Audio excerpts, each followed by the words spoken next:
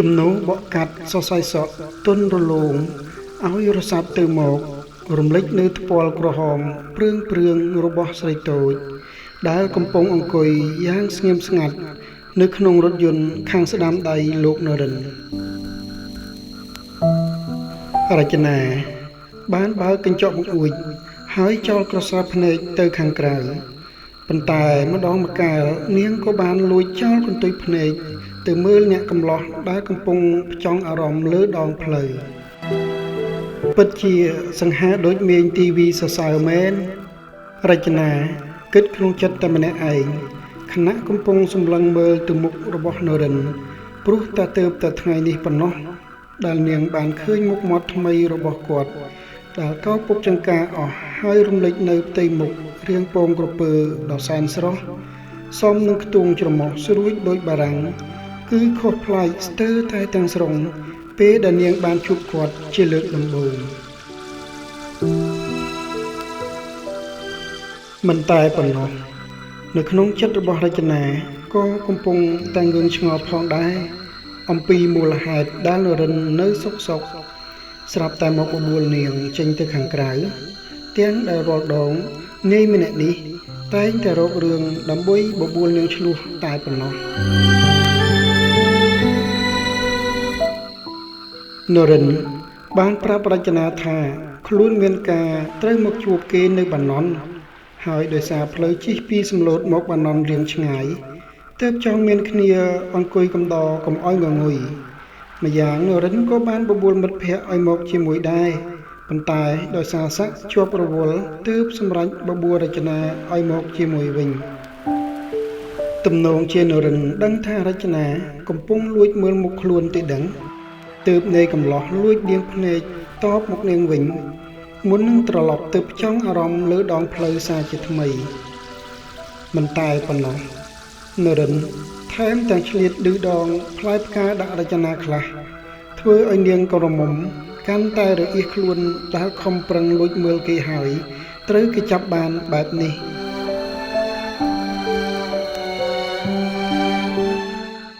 មានរឿងអ្វីចង់សួរក៏សួរខ្ញុំមកក៏និយាយមកចុះកុំនៅលួចមើលមកខ្ញុំរហូតបែបនេះក្រែងលោកអ្នកដំណើរតាមផ្លូវគេគិតថានាងលួចស្រឡាញ់ខ្ញុំទៅលើកខ្លួនឯងពេកទៅដឹងលោកប្រុសខ្ញុំនេះឬដែលលួចស្រឡាញ់លោកខ្ញុំមើលមុខលោកព្រោះតែខ្ញុំឆ្ងល់រាល់ដងលោកតែងតែក្រហឹមដាក់ខ្ញុំរហូតប្លែកអីទៅថ្ងៃនេះលោកបែរបបួលខ្ញុំចេញមកក្រៅទៅវិញចុះខ្ញុំមិនបានបបួលនាងមកដើរលេងឯណាការដែលចេញមកក្រៅនេះក៏ចេញមកដោយសារការងារដើរទីតាហាចុះអ្នកផ្សេងមួយកំណោម្ដេចក៏មិនទៅបបួលគេហេតុអ្វីមកបបួលខ្ញុំទៅវិញអ្នកផ្សេងរវល់អស់ហើយនៅសល់តែនាងនឹងដែលទំនេរឥតការងារធ្វើទើបខ្ញុំហៅនាងឲ្យចេញមកក្រៅកុំឲ្យទំនេរពេកទើបតែតសើមិនទាន់ផុតពីប្រមាណវិនាទីស្រួលបួលផងឥឡូវចង់រករឿងឆ្លោះជាមួយខ្ញុំទៀតហើយមិនចង់ឆ្លោះទេអង្គុយនៅឲ្យតែស្ងៀមទៅចេះមករអ៊ូងើក្បែរត្រចៀកខ្ញុំដូចយាយចាស់ទៅកើតខ្ញុំចង់និយាយស្អីវាជារឿងរបស់ខ្ញុំជាសិទ្ធិរបស់ខ្ញុំលោកកុំមកចេះដឹងលោកគិតតែពិបាកឡានឲ្យដល់គោលដៅទៅកុំមកធ្វើខ្លួនដូចតាចាស់បដៅក្មេងនោះបដៅក្មេងដតីវាងាយស្រួលមិនហត់ដូចក្មេងអង្គុយក្បែរដៃនេះទេនិយាយទៅមួយម៉ាត់តបមកវិញ10ម៉ាត់បើនាងជាប្អូនខ្ញុំវិញខ្ញុំនឹងយកខ្សែតីមកវាត់នាងឲ្យរៀងចាលម្ដង នេះមានន័យថាជាតិមុនខ្ញុំធ្វើបន់ដល់ហើយទើបបញ្ចប់មកជាប្អូនស្រីរបស់លោកក្នុងជាតិនេះនោះមនុស្សប្រុសស្អីសម្ដីអាក្រក់ហើយចូលចិត្តធ្វើមុខកាចដូចខ្មោចទឹកទៀតនោះខ្មោចទឹកឯណាសង្ហាដូចខ្ញុំនោះនេះលោកទំនេរ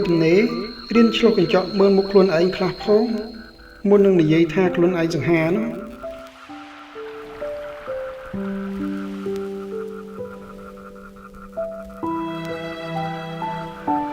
នរៈនារីទាំងពីរបានបន្តសង្គ្រាមពាក្យសម្ដីដាក់គ្នាជាហូរហែតាំងពីនៅសំឡូតរហូតមកដល់បាណន់ដោយគ្មានពាក្យខីខាងណាមួយយល់ព្រមចុះចាញ់ភាគីខាងណាដោយងាយឡើយក្រោយពីបានធ្វើដំណើរលើដងផ្លូវដ៏វែងអន្លាយអស់រយៈពេលជាង1ម៉ោងទីបំផុតរថយន្តរបស់នរិនក៏បានបង្អង់ល្បឿនបន្តិចម្ដងរហូតឈប់ងក់នៅពីមុខទីតាំងមួយដែលជារមណីយដ្ឋានកែច្នៃបែបធម្មជាតិក្បែរជើងភ្នំបាណន់បន្ទាប់ពីចតឡាននៅចំណតរួចរាល់ហើយនរិនក៏បានបើកទ្វារចុះពីលើឡាន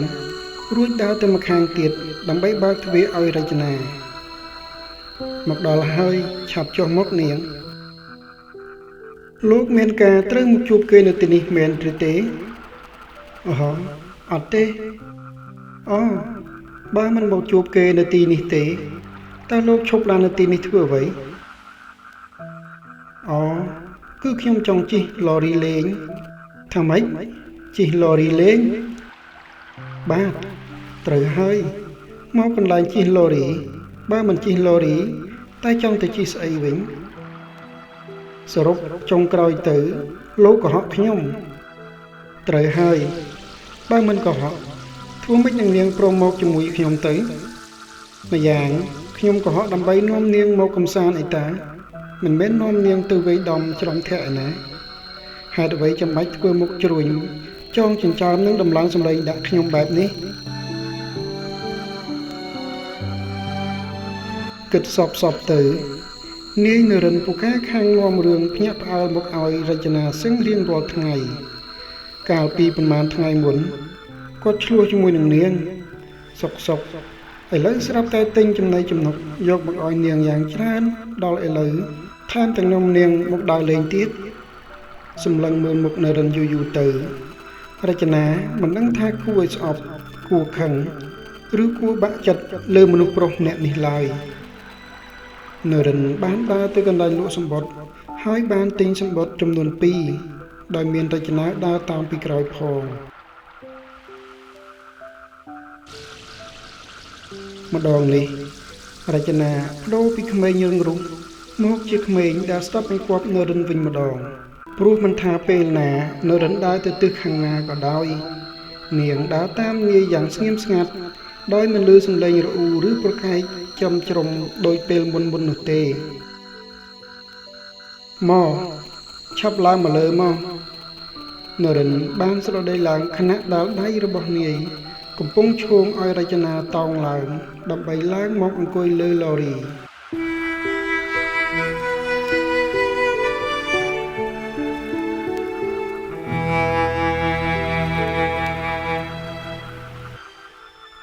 ដោយសារថ្ងៃនេះមិនមែនជាថ្ងៃឈប់សម្រាកទើបមិនសូវមានភ្ញៀវទេសចរមកកំសាន្តនៅទីនេះច្រើនដូច្នេះឡូរីក៏បានចេញដំណើរដោយមានតែនរិននិងរចនានៅលើឡូរីតែប៉ុណ្ណោះ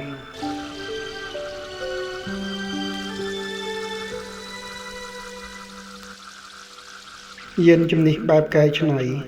កំពុងបោះពួយក្នុងល្បឿនយឺតល្មមនៅលើដងផ្លូវដែកមួយខ្សែដែលអាចឲ្យអ្នកទាំងពីរបានគយគន់ទេសភាពតាមជើងភ្នំ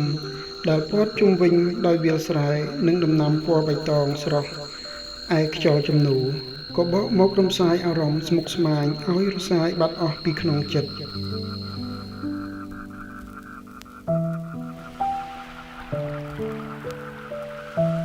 ឡូរីនៅទីនេះត្រូវគេកែច្នៃឲ្យទំនើបជាងឡូរីធម្មតាដែលមានត្រឹមតែក្តាររនាប1ឬ2លើកង់និងគ្រឿងដោយគេបានដំឡើងពូកនិងកៅអីផ្អែក ធ្វើឲ្យភ្ញៀវទេសចរកាន់តែមានផាសុកភាពក្នុងការជិះលេងកម្សាន្តក្រោយពីបរលើផ្លូវដែកសសៀតាមជើងភ្នំអស់រយៈពេលប្រហែល10នាទីឡូរីពណ៌បៃតងក៏បាននាំរចនានិងនរិនមកដល់ទីចំណតដែលគេបានរៀបចំជាសួនផ្កាដ៏ធំមួយដែលមានដាំផ្កាចម្រុះពណ៌យ៉ាងស្រស់ស្អាតហើយនៅចន្លោះសួនផ្កាទាំងនោះគេបានសាងសង់រូបសត្វនិងសំណង់រឹងមាំជាច្រើនដែលមានលក្ខណៈបែបខ្មែរទុកសម្រាប់ឲ្យភ្ញៀវគយគន់ទស្សនានិងថតរូបលេងកម្សាន្តគ្រាន់តែឃើញសួនផ្កាចម្រុះពណ៌ភ្លាមរចនាមិនបង្អង់យូរក៏ស្ទុះចុះពីលើឡានផ្លែតរកតែនរិនស្រែកខាត់ស្ទើរពុំទាន់តាមពិតទៅនរិនក៏គ្មានបំណងខាត់រចនាដែរព្រោះនាយហាក់រីករាយដែលឃើញស្រីតូចរត់លេងសប្បាយនៅក្នុងសួនផ្កាបែបនេះអ្វីដែលសំខាន់នរិនថែមទាំងលើកទូរស័ព្ទយកមកថតរូបឲ្យនាងទៀតខណៈដែលរចនាឯណោះក៏បានសហការជាមួយនឹងនរិនផងដែរគឺនាងបានចុះកាច់ស្ទីលគ្រប់ម៉ូដគ្រប់ម៉ាកដើម្បីឲ្យនរិនថតរូបឲ្យនាងស្ទើរមិនលួសមួយប្លង់ណាឡើយ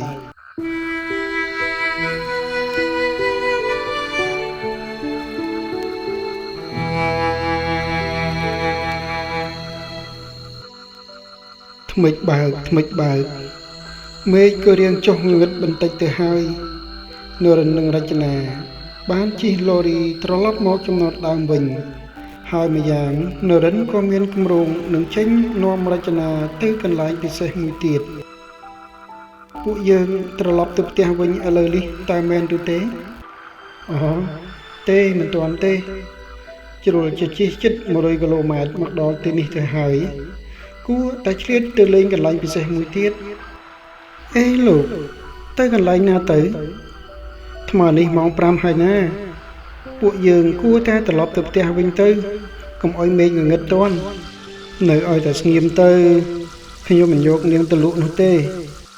នរិនបានបញ្ចប់ប្រយោគរបស់ខ្លួនដោយស្នាមញញឹមនៅចុងមាត់ធ្វើឲ្យរចនាជ្រួញចិញ្ចើមឆ្ងល់ថែមមួយកម្រិតទៀតតាមពិតទៅកន្លែងពិសេសដែលនរិនចង់នាំរចនាមកនោះគឺជារមណីយដ្ឋានភ្នំសំពៅដែលជារមណីយដ្ឋានទេសចរដ៏ល្បីល្បាញមួយប្រចាំខេត្តបាត់ដំបងខណៈនេះរចនានិងនរិនកំពុងអង្គុយក្នុងចំណោមអ្នកទេសចរជាច្រើននៅជើងភ្នំដែលសុទ្ធតែមកចាំទស្សនាទិដ្ឋភាពវងសត្វប្រចៀវហើយចេញពីល្អាងនៅវេលាថ្ងៃហៀបនឹងលិចរចនានេះឬកន្លែងពិសេសរបស់លោកនឹងហើយកន្លែងនេះខ្ញុំធ្លាប់មកច្រើនដងហើយអូតែនាងមិនធ្លាប់មកទីនេះជាមួយនឹងខ្ញុំផងហ្នឹង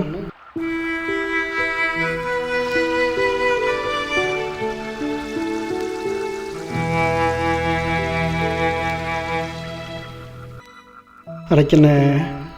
ភាំងស្មារតីជាថ្មីនឹងពាក្យរបស់នរិនសរុបចុងក្រោយទៅក្រៅពីពាក្យសម្ដីគំរោះគំរើយនាយម្នាក់នេះក៏ចេះលេបខាយខ្លះដែរឯតារចនាព្យាយាមលាក់ស្នាមញញឹមទាំងនៅក្នុងចិត្តរបស់នាងកំពុងអៀននរិនស្ទើរជ្រែកចូលទៅក្នុងដីទៅហើយក្នុងចិត្តរបស់រចនាពិតជារំភើបប៉ុន្តែនាងព្យាយាមនិយាយបែបសោះអង្គើយដើម្បីកុំឲ្យកំលោះនរិនដឹងចិត្តរបស់នាងទោះបីជាមកជាមួយនឹងលោកក៏នៅតែគ្មានអ្វីពិសេសនៅទីនេះគ្មានអ្វីគួរឲ្យចង់មើលផងក្រៅពីអាចបជាវនិងមនុស្សមុខងាប់ដូចលោកនេះអូនេះនាងមិនដឹងទេឬថាអាចបជាវគឺជាជីដែលល្អសម្រាប់ដំណាំហើយមនុស្សមុខងាប់ដូចខ្ញុំនេះយ៉ាងហោចណាស់ក៏អាចធ្វើឲ្យនាងញញឹមបានពេញមួយថ្ងៃផងដែរហើយយ៉ាងហោចណាស់ក៏នៅតែមានប្រយោជន៍ជាងនាងដែលមិនចេះធ្វើអីក្រៅតែពីរអ៊ូងើដូចជាចេះអាយុ80ហ្នឹងណែពីលោកកំពុងតែនិយាយឈួតឡប់ស្អីហ្នឹងបានហើយឈប់លោឡាវងបជាវចេញពីល្អាងឥឡូវហើយនរិនលើកម្រាមដៃចង្អុលមកក្បែរមាត់ជាសញ្ញាបញ្ជាក់ឲ្យរចនាស្ងៀមស្ងាត់ រួចចង្អុលដៃទៅរុំភ្នំឯរចនាក៏បានអង្គុយអោបដៃទាំងមុខក្រញើហើយងាកភ្នែកពីនាយយ៉ាងលឿនធ្វើឲ្យនរិនទ្រាំសាយសំណើចស្ទើរពុំបាន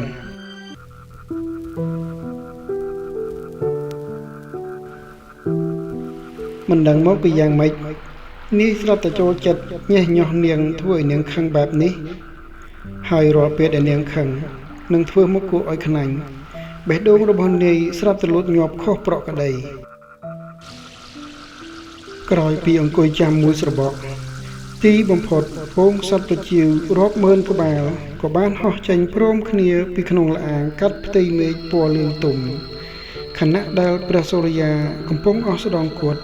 ស្ទើរតែមើលលែងឃើញដួងសូរិយាទៅហើយ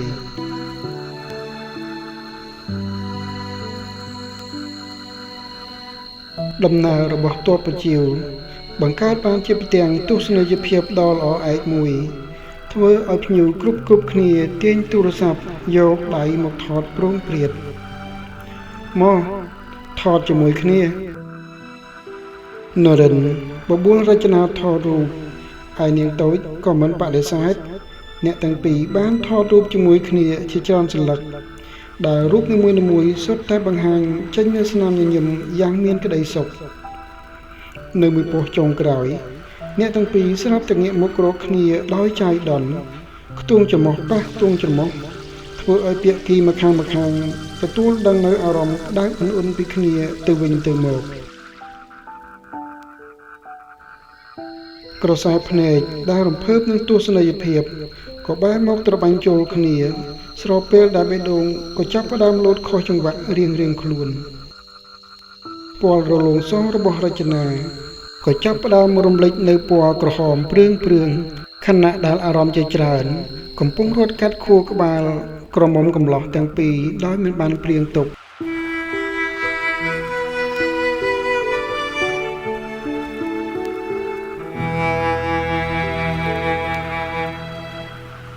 អ្នកទាំងពីរសម្លឹងមុខគ្នាមួយស្របក់ទើបងាកមុខចេញពីគ្នាហើយបែរទៅរកទិសដៅរៀងខ្លួនរួចក៏និយាយឡើងព្រមគ្នាថាយើងគួរតែខ្ញុំគិតថានាងនិយាយមុនទៅខ្ញុំគិតថាមេឃរឿងងងឹតណាស់ទៅហើយពួកយើងគួរតែប្រញាប់ត្រឡប់ទៅផ្ទះវិញទៅល្អខ្ញុំក៏ចង់និយាយដូចនាងដែរហ្នឹងអ្នកទាំងពីរអ៊ំអៀនរៀងខ្លួនរួចក៏នាំគ្នាដើរឡើងរថយន្តធ្វើដំណើរត្រឡប់ទៅសំឡូតវិញទិដ្ឋភាពនៅក្នុងរថយន្តនៅពេលនេះប្រែជាស្ងាត់សូន្យឈឹងព្រោះតែរឿងចៃដន្យដែលបានកើតឡើងនៅពេលមុននឹងមិនទាន់ធ្វើឲ្យអ្នកទាំងពីររសាយអារម្មណ៍អៀនព្រាននៅលើគ្នានៅឡើយដោយមិនចង់ឲ្យបរិយាកាសនៅក្នុងរថយន្តស្ងប់ស្ងាត់ពេកនរិនក៏ចាប់ផ្ដើមចាក់បទចម្រៀងដើម្បីកំដរអារម្មណ៍ប៉ុន្តែបទចម្រៀងដែលចាក់ចេញមកសុទ្ធតែជាបទមនោសញ្ចេតនាផ្អែមល្ហែមដែលធ្វើឲ្យអ្នកទាំងពីរកាន់តែអៀនគ្នាលើសដើមទៅទៀតខណៈរថយន្តកំពុងបរនៅលើផ្លូវសុកនរិនស្រាប់តែឈប់ឡាននៅត្រង់ដីវាលមួយហើយក៏អាចចូលគៀនដោយសុវត្ថិភាពបន្ទាប់មកគាត់ស្រាប់តែបើកទ្វារដើរចេញទៅក្រៅហើយឆ្លងទៅព្រៃម្ខាងទៀតដោយមិនបានប្រាប់រចនាថាទៅណាឡើយរចនាឯណោះខំប្រឹងសម្លឹងមើលពីក្រោយទាំងក្តីងឿងឆ្ងល់ចំពោះសកម្មភាពរបស់នាយម្នាក់នេះបន្តិចក្រោយមកនរិនក៏បានដើរត្រឡប់មកវិញដោយមានអោបអ្វីម្យ៉ាងនៅជាប់នឹងដើមទ្រូងហើយក៏បានបើកទ្វារឡានចូលមកក្នុងវិញស្រីតូចចំហមាត់ដោយភាពភ្ញាក់ផ្អើលក្រោយពីបានឃើញកូនឆ្មាតូចមួយក្បាលកំពុងរងាញ័រញាក់នៅក្នុងរង្វង់ដៃរបស់អ្នកកំឡោះរចនាប្រញាប់យកកូនឆ្មាគួរឲ្យអាណិតមកបីដើម្បីផ្ដល់ភាពកក់ក្ដៅពុទ្ធអើយកូនឆ្មាតូចមុននេះនរិនក៏លេចមើលកូនឆ្មាគួរឲ្យអាណិតមួយក្បាលកំពុងដើរញ័រញាក់នៅមាត់ស្ទឹងក្បែរផ្លូវទើបនាយប្រញាប់ឈប់ឡានដើម្បីទៅរើសយកកូនឆ្មានោះ នរិនសម្លឹងមើលទៅកូនឆ្មាតូចដែលនៅក្នុងដៃរបស់រចនាក៏សម័យដល់ជីវិតរបស់ខ្លួនឯងដែលពុំធ្លាប់ទទួលបានភាពកក់ក្ដៅពីគ្រួសារទើបនាយសម្រេចចិត្តយកកូនឆ្មាដ៏គួរឲ្យអាណិតនោះទៅចិញ្ចឹមអំពើរបស់នរិនធ្វើឲ្យរចនារំភើបចិត្តខ្លាំងហើយក៏កាន់តែមានអារម្មណ៍ល្អចំពោះបុរសម្នាក់នេះផងដែរ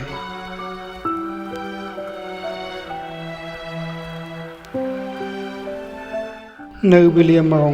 7:30 នាទីយប់នរិនក៏បានជូនរចនាមកដល់ផ្ទះស្នាក់នៅឯសំឡូតវិញមុនពេលដែលនាយជិះចូលផ្ទះខ្លួនឯងក្រោយពីងូតទឹកសម្អាតខ្លួនរួចរចនាបានទម្លាក់ខ្លួនទៅលើគ្រែបំរុងនឹងចូលដេកទៅហើយដោយសារតែការដើរលេងពេញមួយថ្ងៃនេះធ្វើឲ្យនាងអស់កម្លាំងច្រើនគួរសមរចនាហៀបនឹងពេជ្រភ្នែកដេកទៅហើយប៉ុន្តែសំឡេងសារដែលលោតចេញពីទូរស័ព្ទ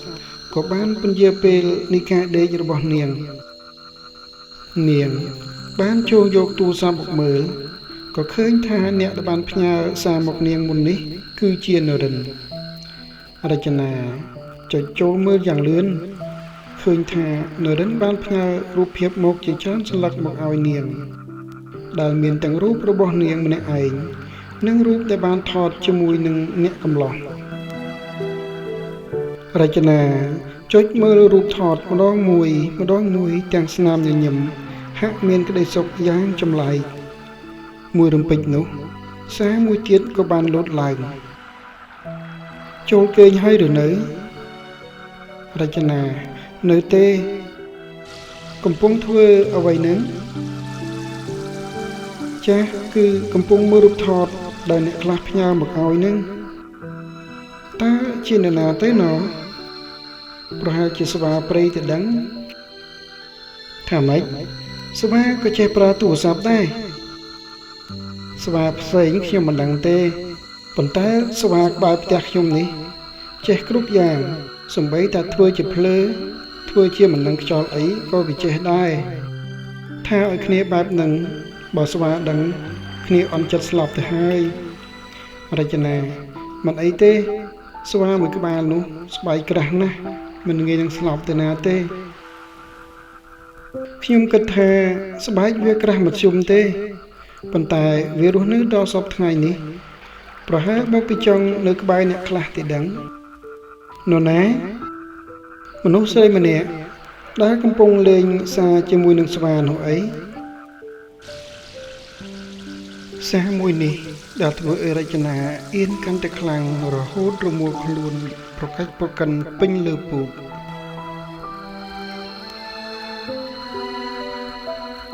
យប់ជ្រៅហើយនាងឆាប់ចូលគេងទៅប៉ុន្តែពេលគេងលក់កុំភ្លេចរឿងមួយណា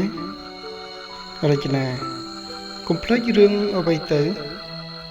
គឺកុំភ្លេចស្បិនឃើញស្វានៅក្បែររបងផងរាត្រីសួស្តីចាស់រាត្រីសួស្តីនាយស្វាចប់ការសន្ទនារចនាក៏បានទុកទូរស័ព្ទនៅលើក្បាលដំណេករួចស្រវាយកខ្នើយមកអោបហើយប្រកាច់ប្រកិនពេញលើពូកសារជាថ្មីថ្លែងអំពីកំឡោះនរិនឯណោះវិញក្រោយពីបានសន្ទនាជាសារអក្សរជាមួយនឹងរចនារួចហើយអ្នកកំឡោះគិតតែញញឹមបិទមាត់មិនចិត្តខ្នាក់កំពុងឈរសម្លឹងមើលដំបូលផ្ទះរបស់ស្រីពីរៀនហាលរបស់ខ្លួនឈរមើលដំបូលផ្ទះរបស់រចនាមិនអស់ចិត្តនរិនក៏អោនមកមើលរូបថតដែលខ្លួននិងនាងបានថតជាមួយគ្នាកាលពីពេលល្ងាចជាពិសេសទាញរូបថតមួយសន្លឹកដែលខ្លួននិងរចនាញញឹមមើលមុខគ្នាមកដាក់លើអេក្រង់ទូរស័ព្ទទៀតផងនៅក្នុងចិត្តនិងបេះដូងរបស់នរិននៅពេលនេះពិតជាមានសេចក្តីសុខខ្លាំងណាស់ប៉ុន្តែទន្ទឹមនឹងសេចក្តីសុខរឿងសៅហ្មងមួយក៏បានផុសឡើងក្នុងចិត្តរបស់នាយកំឡោះមួយរំពេចនរិនអើយនរិនតើឯងមានសមត្ថភាពគ្រប់គ្រាន់នឹងធ្វើឲ្យជីវិតនាងមានសុភមង្គលដែរឬទេទាំងដែលមួយជីវិតឯងនេះមិនស្គាល់ថាអ្វីជាសុភមង្គលផងនឹងតាមមើលទៅ ផ្កាមួយតងនេះមិនសមនឹងឲ្យឯងមើលថែឡើយយល់ល្អឯងគួរតែដកខ្លួននៅពេលនេះ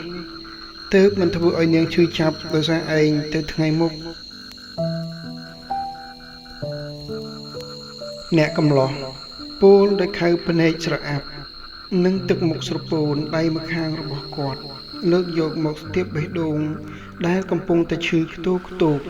នេះជាពន្លកស្នេហ៍ដែលទើបនឹងចាប់ផ្ដើមបានប៉ុន្មាននាទីហើយក៏ក្តិចត្រួយវាមិនឲ្យលូតលាស់ទៅទៀតឡើយតើមែនឬទេតើរចនានឹងមានអារម្មណ៍បែបណានៅក្នុងពេលនេះបើនាងកំពុងតែមានអារម្មណ៍ល្អចំពោះនរិនដូចគ្នាប៉ុន្តែ